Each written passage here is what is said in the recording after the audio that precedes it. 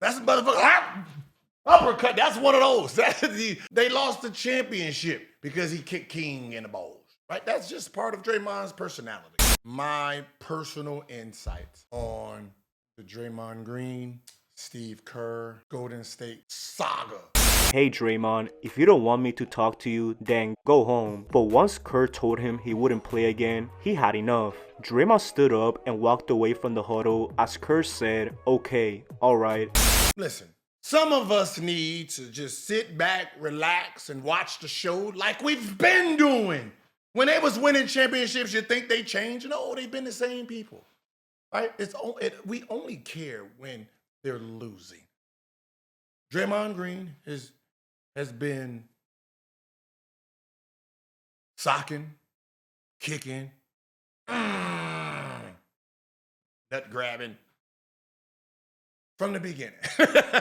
Right? From the beginning. They lost the championship because he kicked King in the balls. Right? That's just part of Draymond's personality. And Steve Kerr knows that. Right? But one thing we cannot deny, Draymond cares about basketball. Draymond energy is about winning. Controlling the emotions inside the formula is what he lacks. But to say he is not a winner and he don't care about winning, y'all are mistaken, right?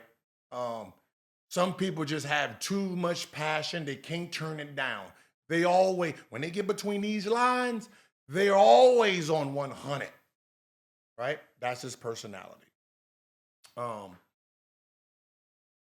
It's probably been a frustrating year for all of them, right? Kuminga, Steph, right?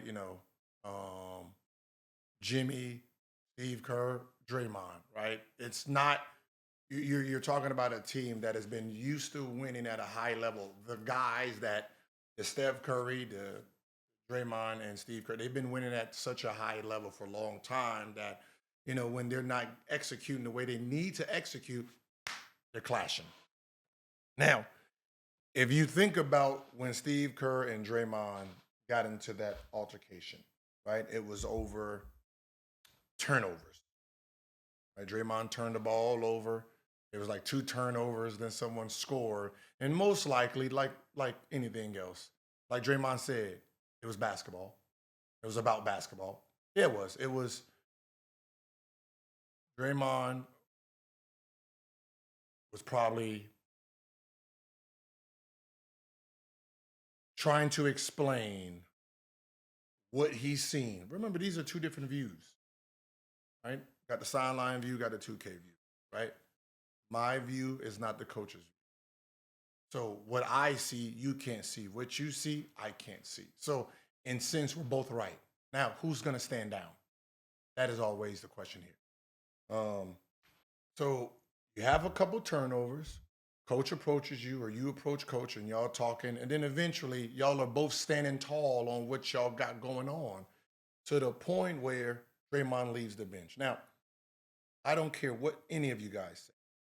If you say what Draymond did is immature, I want you to ask Jordan Poole, which scenario would he like to be in?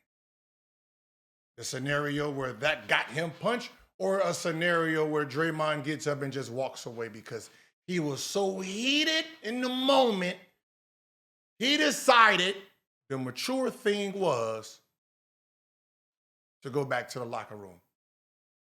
We already have a result of when he's immature. That's a motherfucker. Uppercut, that's one of those. You get the Ryu uppercut. That you don't want that one. That one looked like it hurt. It hurt up.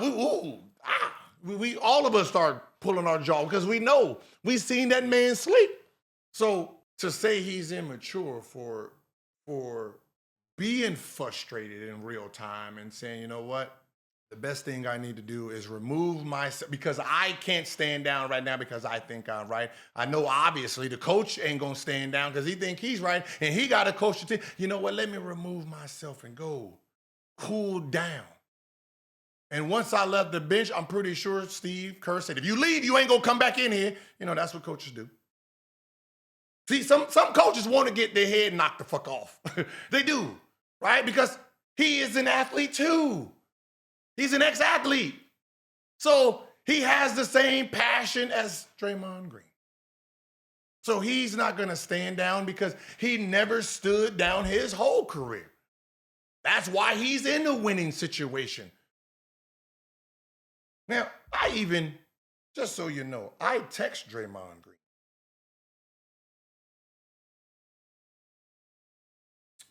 I text Draymond Green because, before I comment, I want to know what the player's thinking, to get some type of, anything. So, I text Draymond, ask him, you remove yourself. I said, so at that moment, okay, so you removed yourself, question mark. So you at that moment and the state wouldn't affect I don't know what I was writing. You removed yourself, so you at that moment and the state of your mindset wouldn't affect the team and the game. He said, I've been in this situation with Steve before where I played and it got worse. So it was far better for me to remove myself than stay there.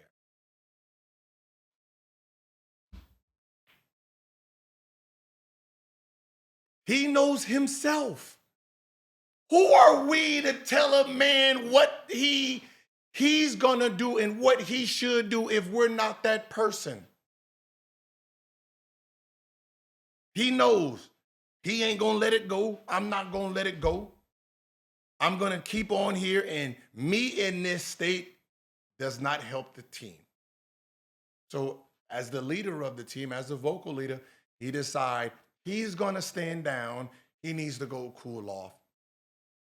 The team won. No one got hit.